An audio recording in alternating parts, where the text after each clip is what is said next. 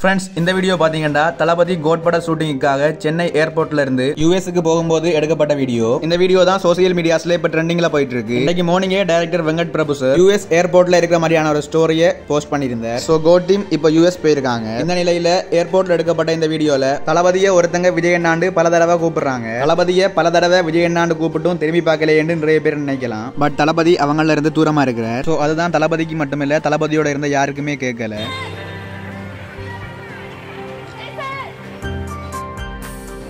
So friends, இந்த video பற்றின உங்களோட கருத்துக்களை மறக்காமல் கமெண்ட்டில் சொல்லுங்கள்.